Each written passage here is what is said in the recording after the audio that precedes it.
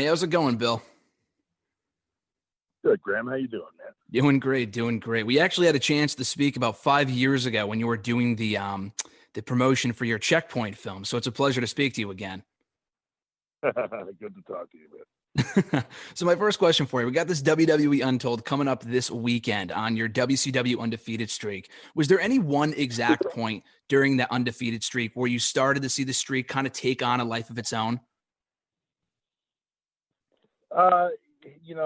At the Colorado Springs U.S. Championship bout against Raven and the Flock, I'd say that was kind of the turning point where I really knew that we had something going. It kind of brought it up to a different level. Yeah, and just from there, kind of took off, obviously, with the Hulk Hogan bout on Nitro and everything else from that point forward. And obviously, this is, 20 years in the making, this kind of documentary that we're going to be seeing this weekend with Untold. The beginning and the end of the undefeated streak has been kind of documented for years. But with this Untold, a lot of these episodes of the Untold series on the network have kind of promised to look at untold parts of the streak and, certain stories like that. You got DDP on the documentary. You got Kevin Nash, Diamond Dallas Page. Without giving away too much, is there any one thing from this documentary that you think fans will learn the most about the streak that they didn't either know about too much before or any previous, misconceptions or stuff like that? Well, I would say the biggest one is that people probably to this day think that it was all planned and all a strategic move done by WCW. I'm here to tell you that it was organic. It took on a life of its own, and they just kept riding it week after week after week based upon public interaction. And I think that was one of the first times that they really looked to giving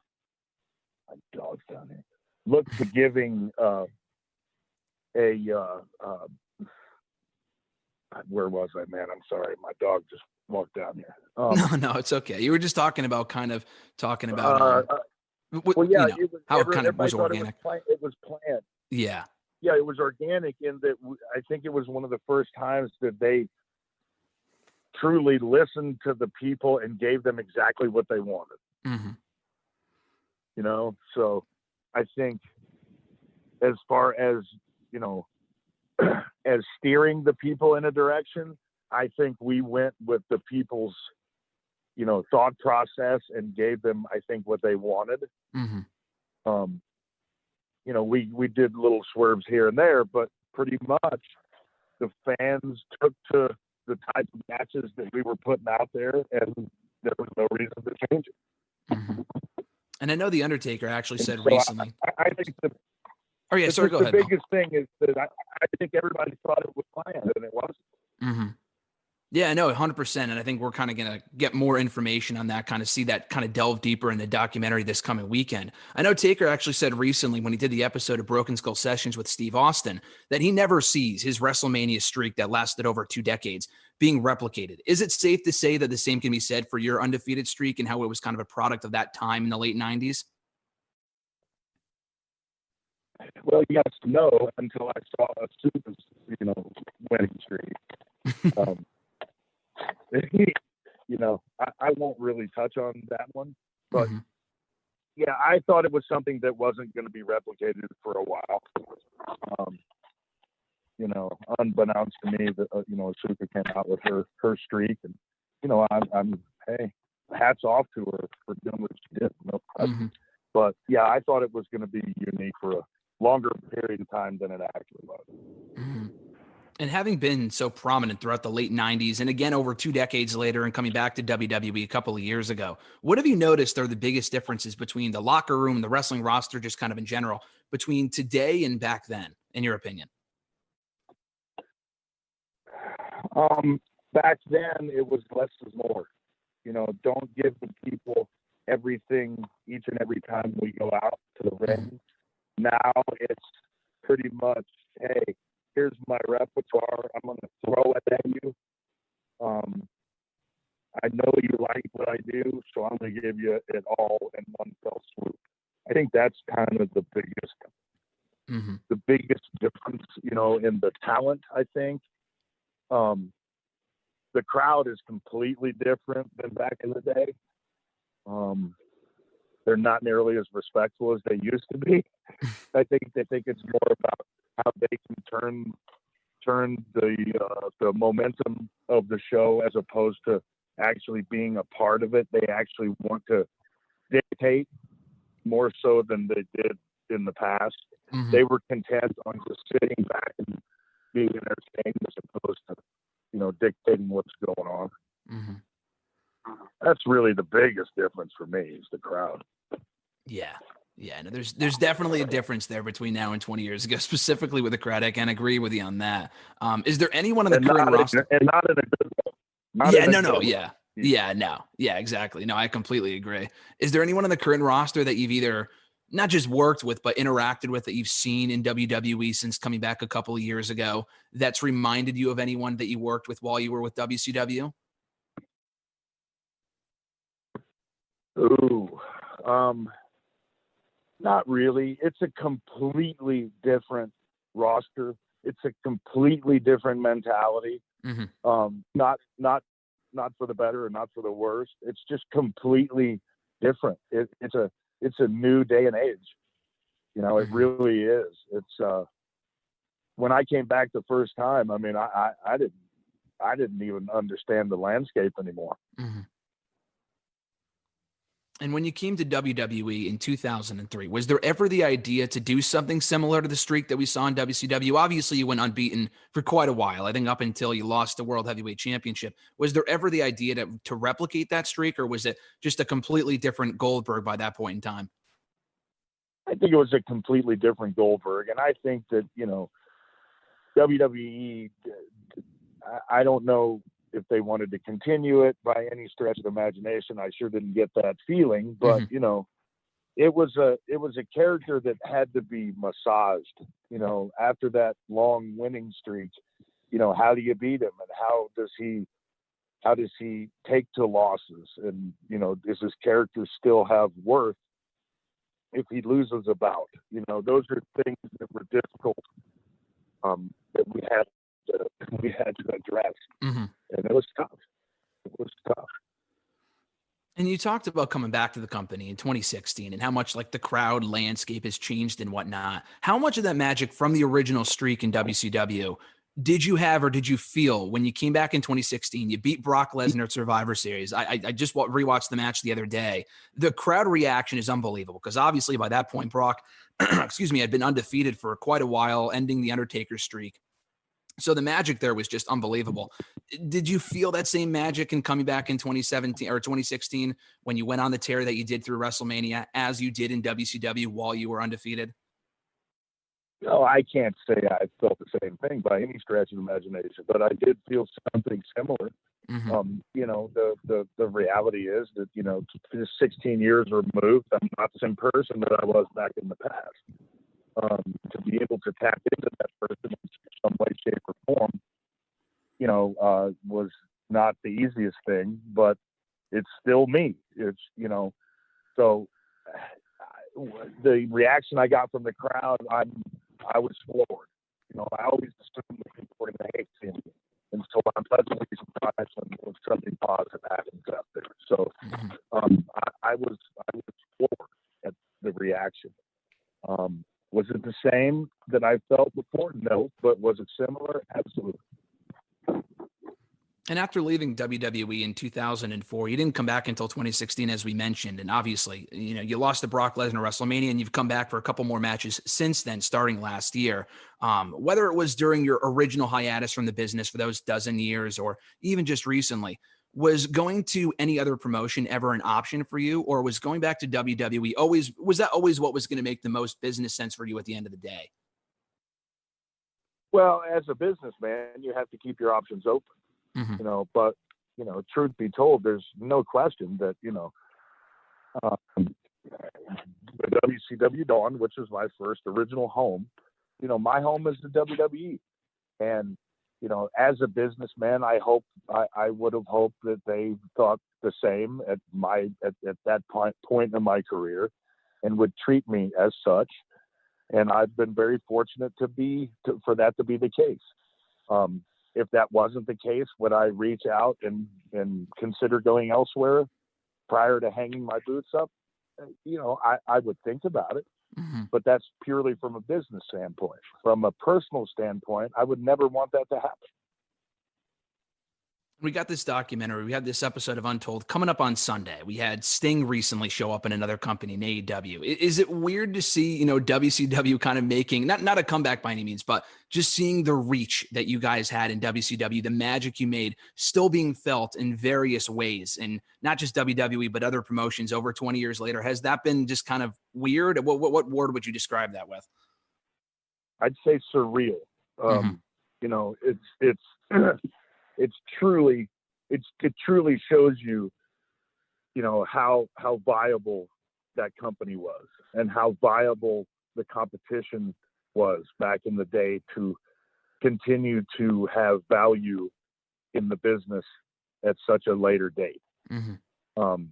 Sting is WCW, period, end of story. People want to say, it was me for a period of time, but he just handed the reins to me for a little bit. Sting is that promotion. That promotion is Sting. Everything I learned from him.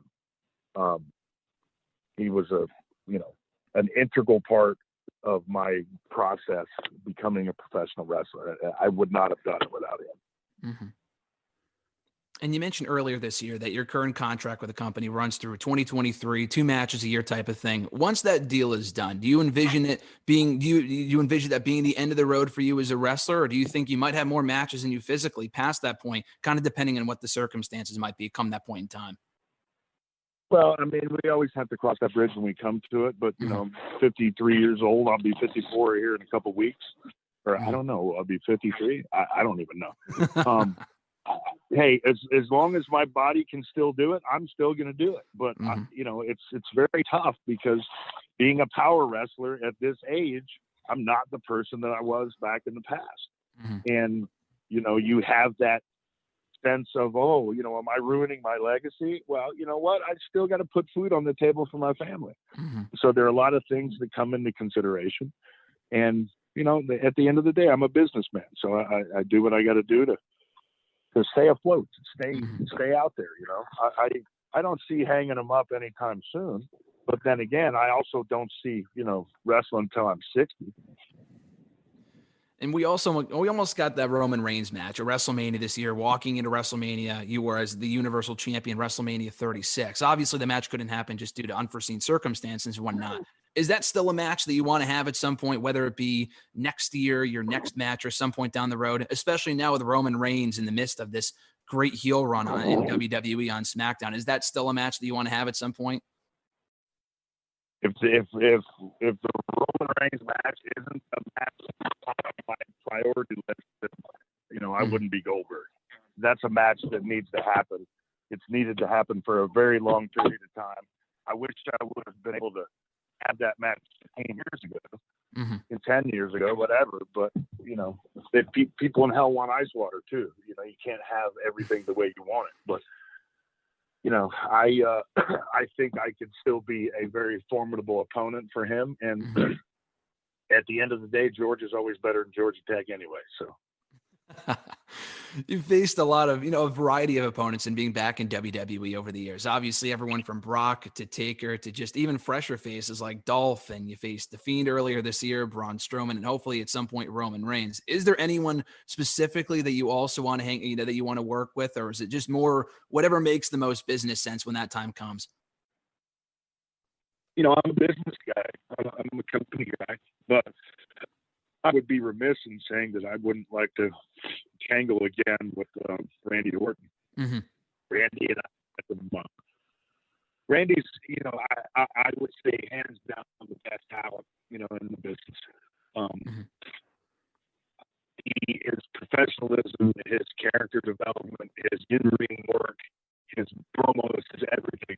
I'm a huge fan. I have been for a very long time. It's been in his blood, his family for God knows how long. And, he's at the top of the food chain as far as I'm concerned. But yeah, I'd love to tangle with Randy again. I'd love to get in the ring with Drew. I'd love to get in the ring you know, hey, there's a lot of people that are still attractive out there. Mm-hmm. And you've done a pair of great interviews over the years with Steve Austin. I know you were in the Broken Skull sessions earlier this year, but you guys actually did a couple of interviews maybe about 4 or 5 years ago. I think he actually did the interviews at your house for his original podcast a couple of years ago. But it was during that podcast. Yeah, they were both really, really good too. And it was during that podcast that you mentioned, because I was just listening to it back the other day, that obviously football was your original dream. And when you had that taken away from you, wrestling was kind of there to fill that void. And you've also mentioned that wrestling was more of a job than a passion. And you mentioned that you're a business guy, but it was still a little bit of both. You talked about that in the podcast. Since, getting into wrestling over 20 years ago, have you seen that passion for wrestling grow over the years? Or has it always kind of more felt like you said, kind of like a business, more of a normal job for you? Has that changed in the last 20 years, or has that kind of stayed the same? Oh, it's grown exponentially. I've learned to open my arms and, take the business in for its good and for its bad. And, you can't help but grow attached to your surroundings once you're there for a long period of time. And I do have a personal attachment to the business, to its fans, and to the people behind the scenes. And I owe it, I'm not going to say everything, but I owe it a lot. And it's given me the opportunity to, provide for my family and, be the person that I am. And I owe everything to it. And I like to think that I'm continually giving back to it. And it's something that, yes, I do have a passion for it. Yes, I have a love for it that I never had. And since you signed with WWE for that first time back in 2003, kind of speaking of things growing over time and whatnot, have you seen your relationship with Vince specifically grow from the first time that you joined WWE 20 years ago up until present day? Well, I hated him in the beginning, and now I die for him. Mm-hmm. Let's be perfectly honest. I don't think there's a bigger swing of judgment that I have had, than the one that I've had since I've been at WWE. I went into the business at WWE with unrealistic expectations. I went into WWE with my back against the wall, thinking that everybody was out to get me. And it was a tough situation for me to exist in, and it was almost an impossible situation to coexist in on a positive note. That first year out of the way, I've grown as a wrestler. I've grown as a human being. And I like to think that Vince and I have grown as friends. And I respect the guy exponentially. He's put his butt on the line for me. I've done it for him. And I think there's a lot of mutual respect there that was never present in the past. Mm-hmm. And final two questions for you, Bill. Do you have any one favorite spear? I mean, we've seen so many great ones from WCW up until recently. The one to Dolph a couple of years ago was great. The one to Rosie was also amazing. A lot of people still talk about that to this day. The one in the Elimination Chamber was also great. Do you have any one favorite spear that you've ever done? The one against Christian was just picture perfect. Yeah. I'd have to say, from the angle to his sell, I mean, it's all about how the people sell it. I mean, I can hurt people every single time with it. Mm-hmm. And it doesn't look nearly as bad as when they oversell it, like a Rock, like a Dolph, like a Brad Armstrong, guys that have gone above and beyond in selling to make it look devastating. And, mm-hmm. The one against Kiwi where I hit him from the side, I like that one. And there's a lot of them that I enjoy doing. The one against Sting, mm-hmm. Where I leapfrogged him and then turned and speared him. There's a lot of good ones, but I think that one with Christian was pretty much the most fulfilling. Yeah, it was pretty much a perfect spear. Final question for you, Bill. You mentioned earlier your birthday is coming up, Christmas coming up quickly. I got to ask, obviously you were part of Santa's Sleigh 15 years ago. It came out in 2005. You met your wife in filming that movie. Is Santa's Sleigh like a go-to watch Christmas movie for you? Obviously now having a son, is that a movie you got to watch every Christmas season, just considering how you kind of met your wife through the movie, or have you not seen it since it came out? Oh, I've seen it a number of times, and ironically, David Steinman, the director, and I were on the phone yesterday about doing a sequel. Oh, amazing! It's one of my favorite movies ever. Ironically, on Saturday, I donned the costume again for a local, Santa Claus / Goldberg meeting, for Toys for Tots and for the Salvation Army. But yeah, that's definitely a go-to. And now that my son's 14, he can actually watch it. Yeah, I was gonna say it's not exactly Home Alone. I hadn't seen it. I wasn't sure if he had seen it yet, but that's probably an appropriate age to check it out. But it's an underrated classic for sure. But yeah, great stuff, Bill. So thanks so much for the time, Bill. Looking forward to the documentary this coming weekend. Happy holidays and happy early birthday as well. You got, brother. I appreciate it greatly, and good to talk to you again. You be well and have a happy holiday.